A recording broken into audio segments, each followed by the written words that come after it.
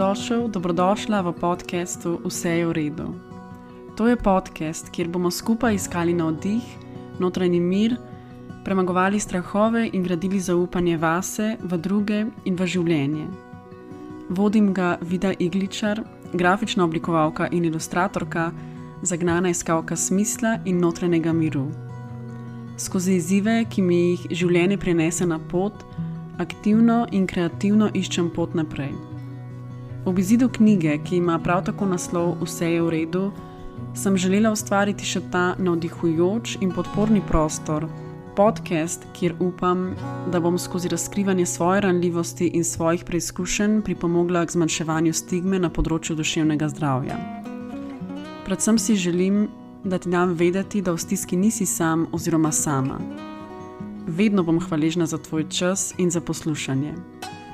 Če bi z menoj želel oziroma želela podeliti, kakšna se ti zdi vsebina, če se v njej najdeš ali te ta nagovori, če imaš kakršnokoli vprašanje, mi lahko pišeš na Instagramu, kjer me najdeš pod imenom Vida Igličar.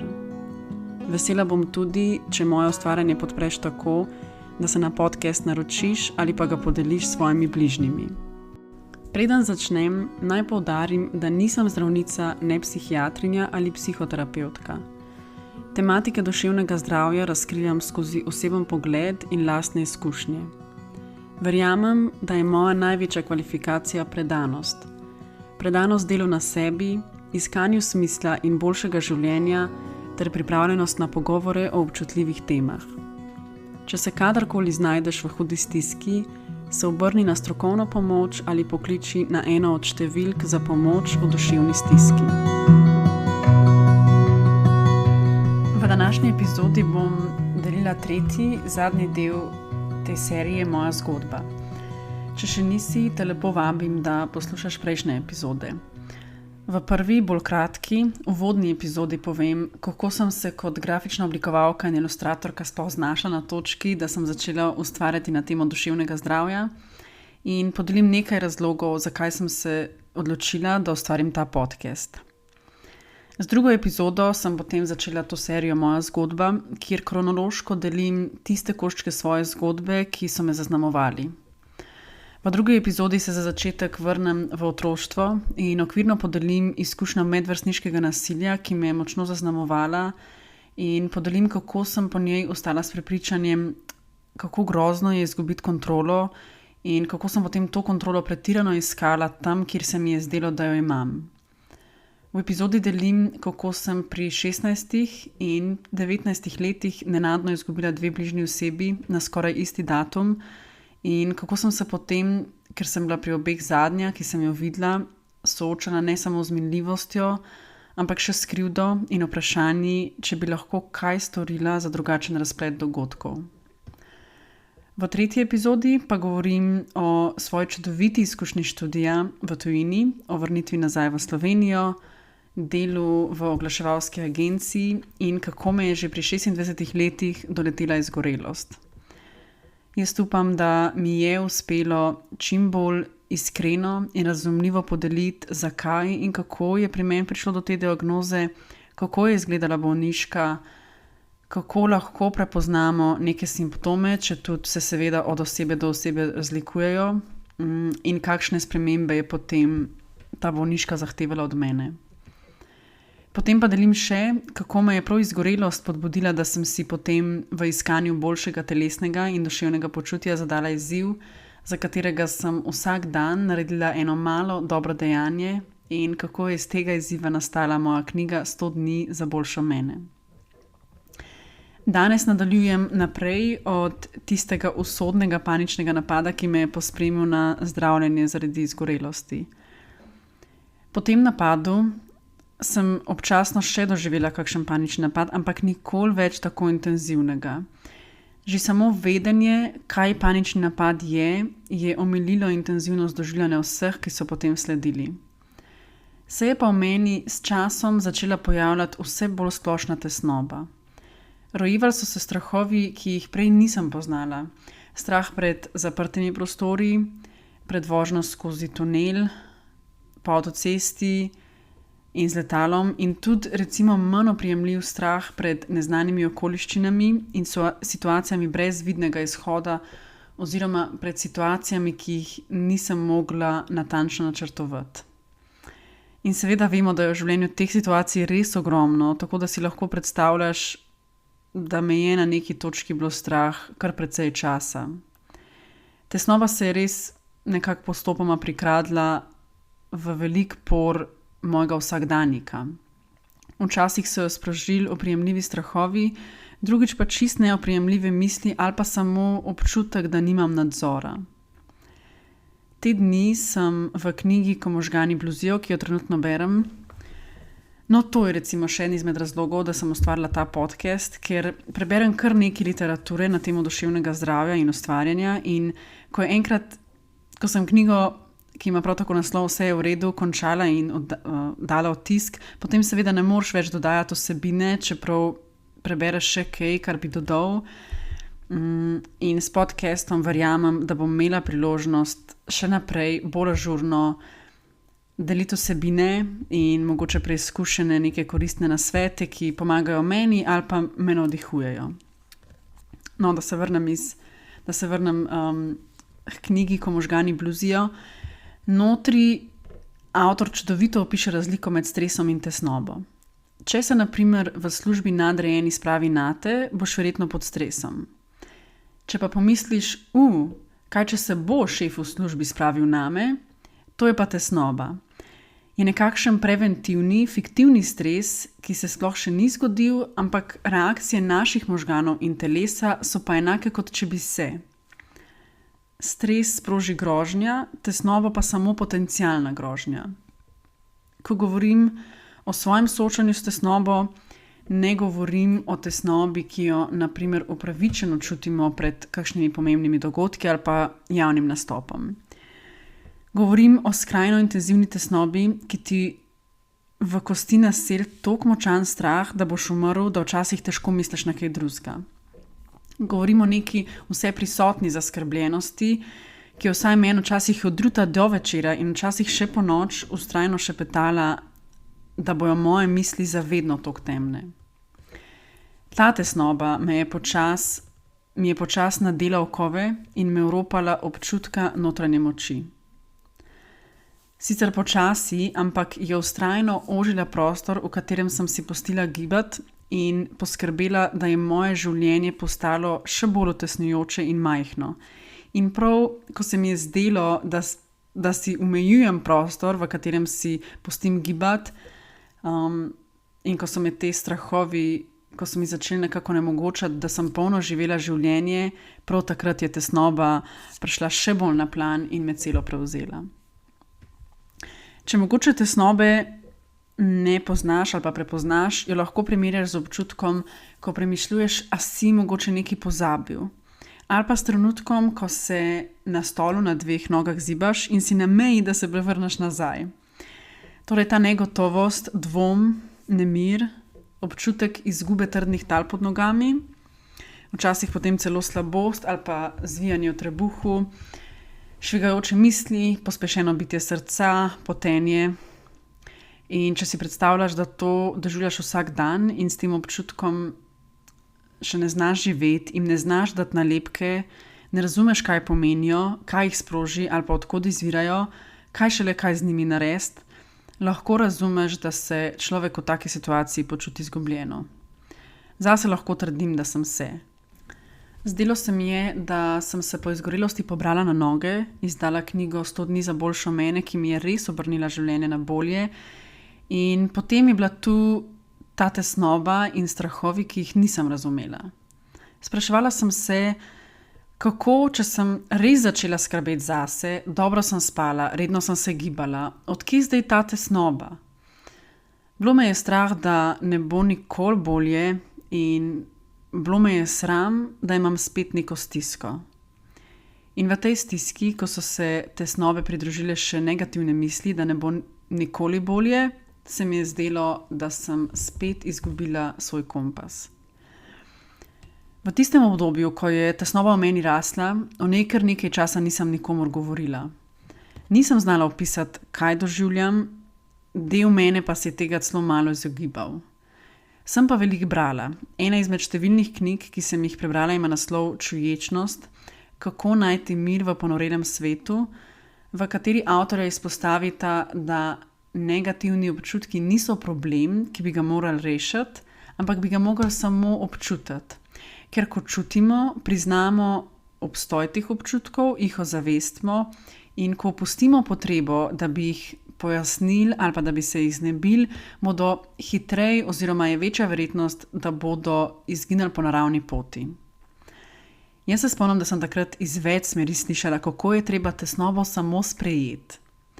Ampak jaz sem bila takrat v takem intenzivnem primežu tesnobe in se mi je zdelo, da mi s tem sprejeti govorijo, da moram sprejeti, da bom v takem stanju živela do konca življenja. In nisem bila pripravljena na to, nisem želela sprejeti te stiske in življenja s toliko strahovi. Enkrat, na primer, sem ob čakanju na prihod dvigala pomislila, koliko bi bilo meni težko z mojimi strahovi in nagnjenost k paniki, če bi se dvigalo med vožnjo ustavilo in ne bi mogla ven, pa sem si rekla, ok, grem jaz rajš kar peš. In potem, kot je značilno za anksiozne motnje, sem se tega začela izogibati in sem potem celo leto hodila peš v 10. nadstropje, kjer sem živela oziroma živim. Najprej sem to opravičevala s skrbjo za telesno kondicijo, potem pa sem si na eni točki vseeno priznala, da gre za strah, ki mi postavlja velike ovire. Naporno je bilo, ko sem se v strahu včasih že prebujala, ko je fant šel v službo in me je samo prešinila misel, kako bom preživela tisti dan, kaj če bom spet imela panični napad in se ne bom uspela pomiriti sama. Tesnoba mi je na nek način vzela spontanost. Vzela mi je zaupanje vase in občutek svobode. Vzela mi je notranjo moč, zameglila mi je in vanj posejala misel, da sem majhna in da je svet strašen. In vedno znova me je prepričevala, da ne bom zmogla. Na tej točki, ko se mi je zdelo, da me tesnoba res začenja nekako ovirati, sem se potem vrnila k psihoterapiji. Terapeutka mi je rekla, da je tesnoba v mojem primeru ena od vlog hobotnice z imenom izgorelost.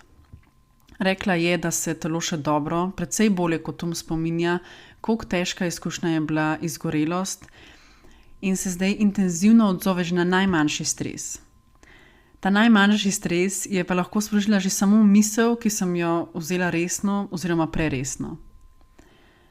Terapeutka mi je tudi rekla, da dokler ostajam funkcionalna, dokler se strahovi spoprijemam in se jih ne izogibam, da ni pretiranega razloga za skrb. Ampak jaz sem bila takrat že kar precej zaskrbljena. Je res, da sem življenje peljala naprej, tako osebno kot poslovno življenje. Dosegala sem odlične poslovne rezultate, skrbela sem za odnose, zase, dobro sem spala, se gibala, ampak strahovi in z njim pogosto tudi sram se mi je zdelo, da so bili z mano na vsakem koraku. Naj mogoče še povem malo zadja, zakaj je bilo zame to tako nenavadno in česa sem se sramovala. Jaz sem se primerjala z verzijo sebe, ki se je pri 18 letih za študij preselila v Anglijo, v kraj, ki ga prej nikoli nisem obiskala in kjer nikogar nisem poznala. V življenju sem neštetokrat sama letela, sama sem potovala po Aziji, sama sem se celo odpravila na 3-tedensko potovanje na Bali. In to so bili meni neki pokazatelji neustrašnosti in poguma. Potem pa sem se kar naenkrat znašla v varnem zavetju doma, v varni državi, v varnem prostoru, v varnem partnerskem odnosu in jaz sem se bala samote, zaprtih prostorov, življenja in predvsem svojih misli. Brené Brown, ki jo včasih okličem tudi za svojo grujko, pravi, da sram potrebuje 3 dejavnike, da zraste. Skrivanje dela sebe oziroma dejanja, ki se ga sramujemo, tišino okolice in sodbo. In jaz sem si vse to omogočila. Z obsojanjem teh na novo nastalih strahov sem strah zavila v sram in sram v tišino. In ker nisem znala upoštevati, naj občutke tesnobe samo sprejmem, sem se jih lotila po svoje, bolj aktivno in kreativno. Kot že omenjeno, sem se vrnila v terapijo in takrat prebirala številne knjige na temo tesnobe, strahov in nasplošno duševnega zdravja. Odkrivati sem začela, kaj mi strah sporoča, brskala sem po svojih spominih in iskala odgovor, kdaj prej sem se že srečala s tesnobo. Med spopadanji s strahovi sem sprva samo pisala, seveda nisem pisala knjige. Takrat sem si predvsem zapisovala svoje misli in občutke, takrat, ko sem bila tesnobna. Obenem pa sem ustvarjala pomirjujoče ilustracije in delala kaligrafske zapise misli, ki so me pomirjale. Ustvarjala sem tisto, kar se mi je zdelo, da meni pomaga in da sem iskala v svetu. Delala sem si eno tako zakladnico moči za trenutke, ko me je tesnoba prepričevala, da je nimam. Skozi to odkrivanje, kaj mi strah sporoča, sem se končno učila sprejemati, da vsega ne gre nadzorovati. Čeprav me je tega učila na nek način že izgorelost in predtem še bolj 2 nenadni smrti, se mi je zdelo, da je s tesnobo res prišla še ena taka močna lekcija. Ker v paničnih napadih, v katerih res izgubimo nadzor nad svojimi mislimi in občutek je, da tudi nad telesom, sem bila primorana spustiti in sprejeti. Tesnoba mi je pokazala, da imam 2 možnosti. Ali se prepustim in poskušam uživati na poti, ali bom pa stalno v krču in v skrbeh.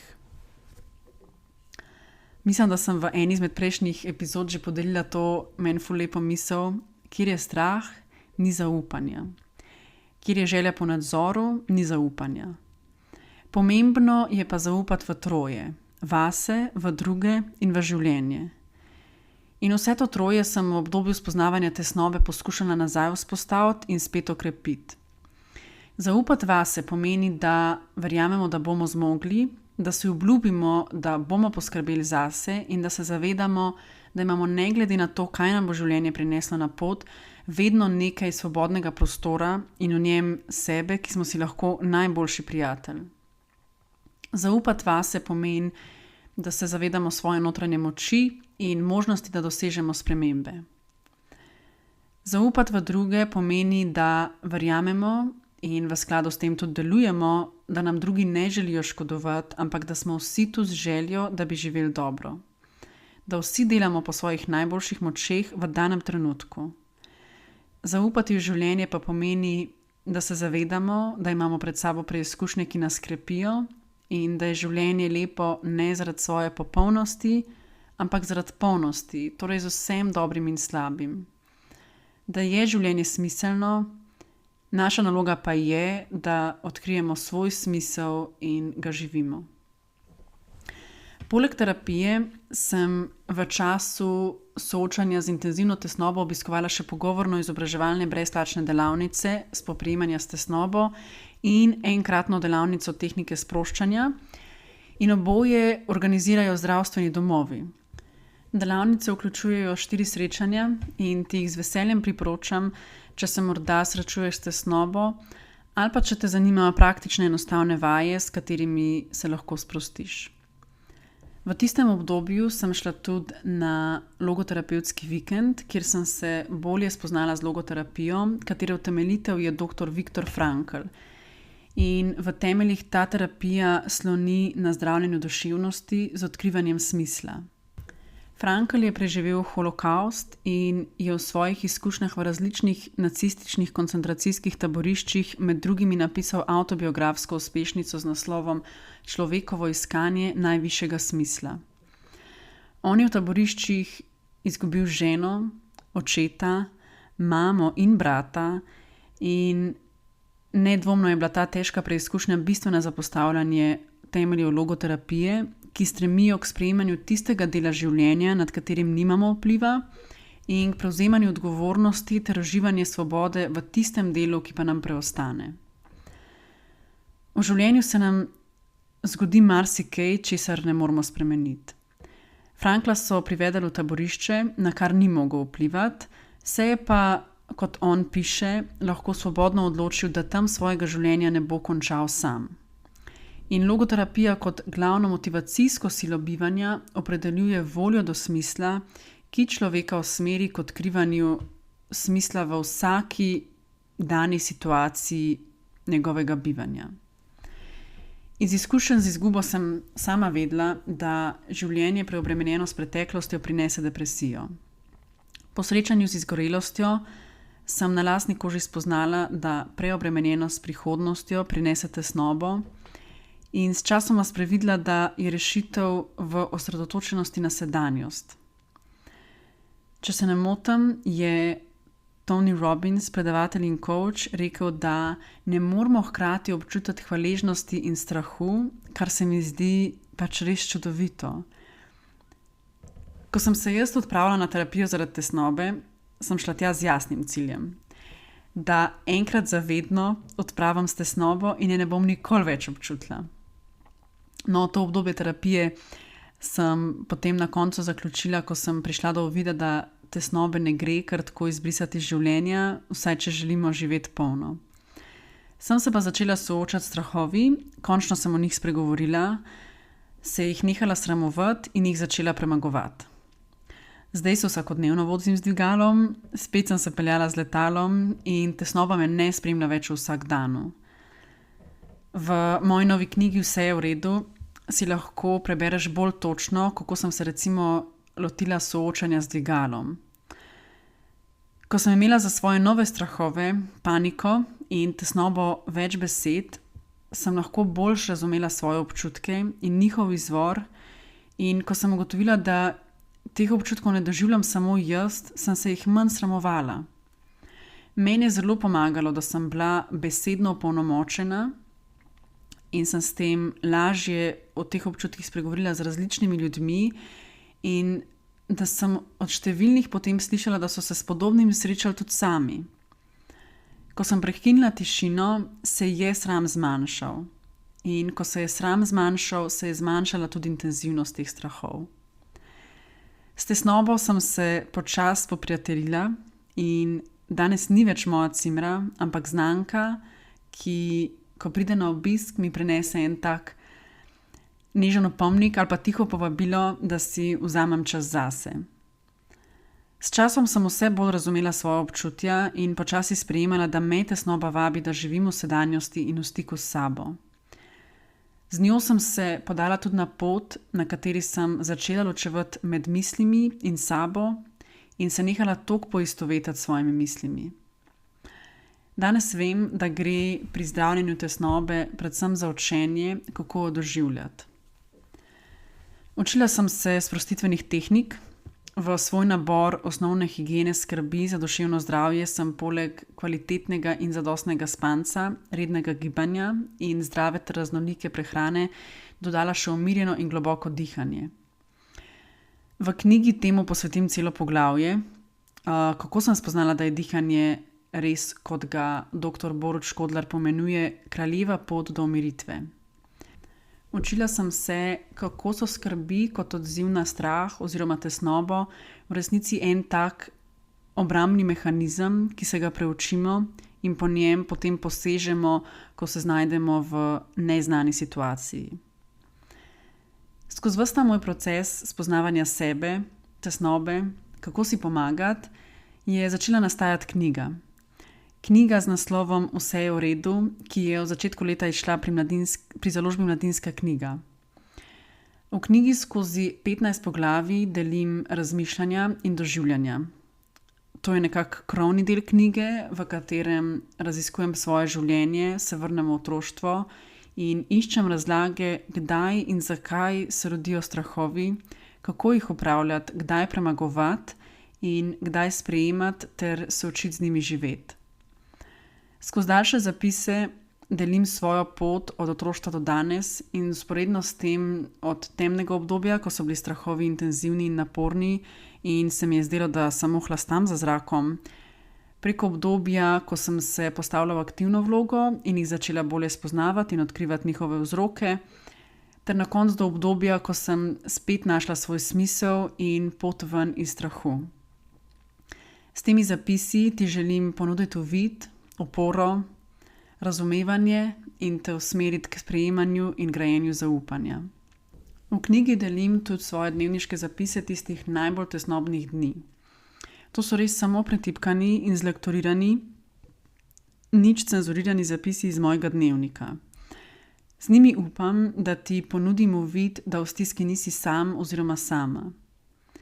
Upam, da komu, ki se z anksioznostjo ni srečal, ponudim uvid, da bo bolj razumel koga od svojih bližnjih, ki pa morda z njo se srečuje. V knjigi so potem seveda tudi ilustracije in ob vsaki ilustraciji ročno zapisana misel. Te misli so iz te zakladnice opomnikov, ki sem jih zbirala in so me opominjali, da zmorem oziroma da zmoremo za trenutke, ko nas tesnoba ali pa negativne misli prepričujejo nasprotno. Z ilustracijami si želim, da te nagovorim, da se za trenutek ustaviš in si vzameš čas za nežnost, za sprejemanje, za stik s sabo. V knjigi pa po koncu vsakega poglavja delim še po eno vajo, praktično in terapevtsko vajo, kjer je prostor za tvojo aktivno vlogo. Vaje te vabijo k odkrivanju sebe in vzpostavitvi stika s seboj. Ko sem bila že nekaj časa nazaj na predstavitvi pesniške zbirke psihiatra dr. Marka Pišljarja, ga je nekdo iz publike vprašal, če tudi svojim pacientom kot del terapije priporoča pisanje. In je odgovoril pritrdilno, kar sem vzela kot lepo strokovno potrditev, da je smiselno, da te kot bralca oziroma bralko nagovorim in spodbudim, da si že med branjem vzameš nekaj časa tudi za pisanje. Mene je tesnoba spodbudila, da sem v sebi spet našla zdravilo in to je eno tako, ki ga imamo vsi v sebi. Ljubezen. Ko sem premagala strahove, sem spet prišla v stik s svojo močjo in doživela te številne male trenutke zmage in si res želim, da te s knjigo nagovorim, da po teh zmagah posežeš tudi ti. Upam, da s knjigo, kot tudi seveda s tem podcastom, uspem razbiti kakšen tabu in kot vedno znova rada povem, da te opomnim, da v stiski nisi sam oziroma sama. Današnjo epizodo in z njo to miniserijo o moji zgodbi zaključujem ob točki, ko je izšla knjiga Vse je v redu. Jaz sicer tole snemam tik pred izidom, ampak se že res zelo, zelo veselim, da ko bo tole objavljeno, bo knjiga že zunaj, že na policah in upam, da tudi v tvojih rokah. Zdaj pa čisto za konec, kot vedno, še ena misel, tokrat iz moje nove knjige. Vzemi si čas, odpri oči za vse lepo, kar te obdaja.